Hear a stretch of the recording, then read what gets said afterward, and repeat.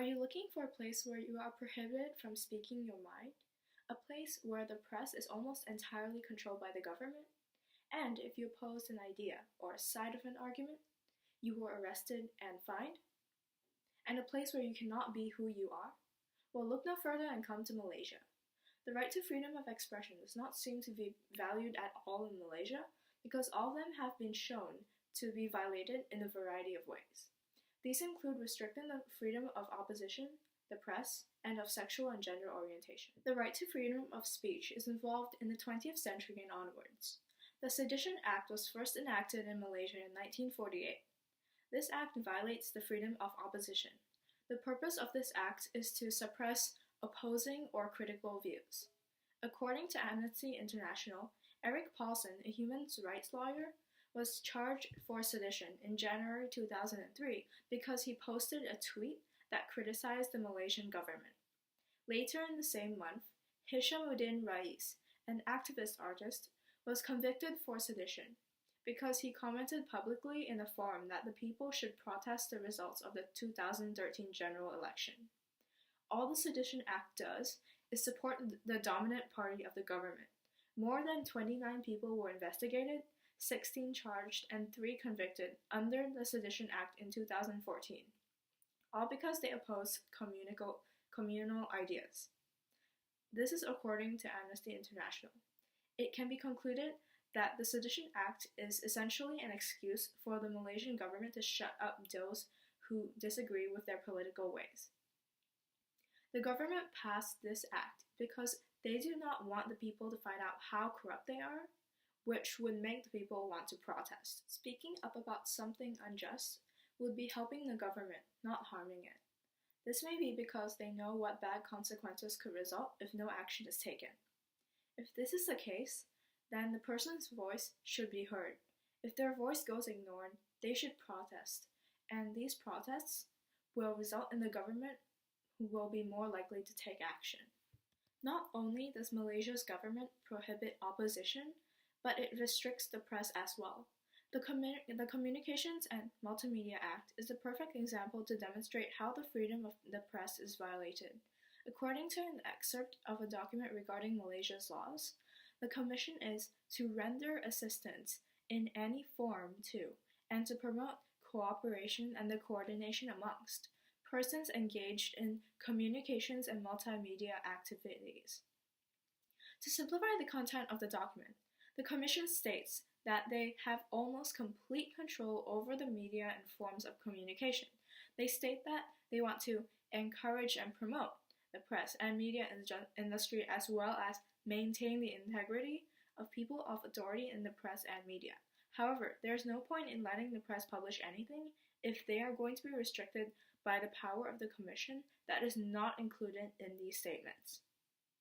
If the Commission lets the media and press publish whatever they want, and the people know about this, they are more likely to believe that the government is being honest in what news they receive, whether it be online, on screen, or on paper.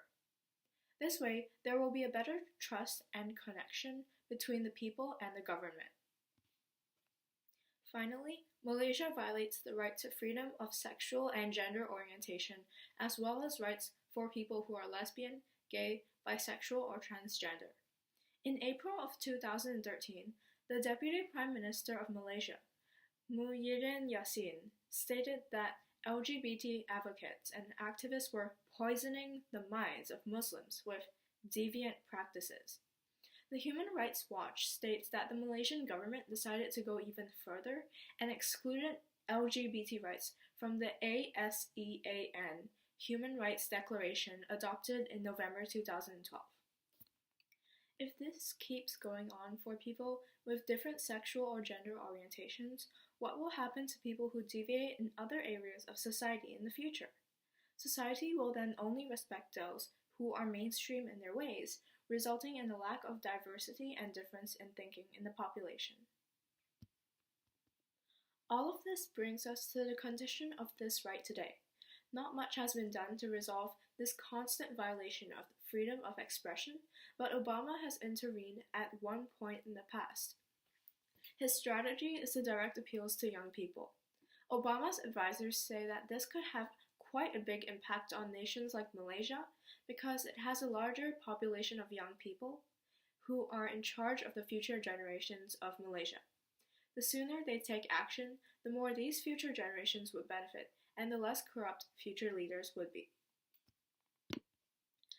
Though the right to freedom of expression has been violated countlessly on so many levels, Malaysia's government has shown to have done nothing to address this issue. The right to freedom of expression has been violated for so long that society has found a way to adjust to what they lack. Malaysians are constantly afraid of the government and especially opposing its ideals.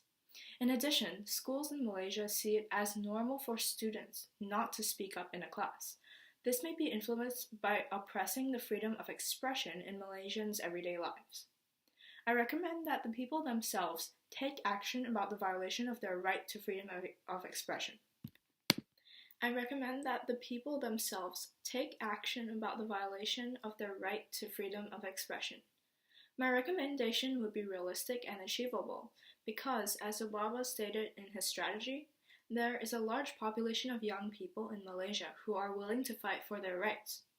If the people know how restricted they are in their rights and are motivated enough to change the condition of their country, then they will do something. Protesting in large numbers, boycotting the press and media, and writing a petition to the government are three specific examples of what the people can do to fight for their right to express themselves. And then they should keep doing that until their voices are heard.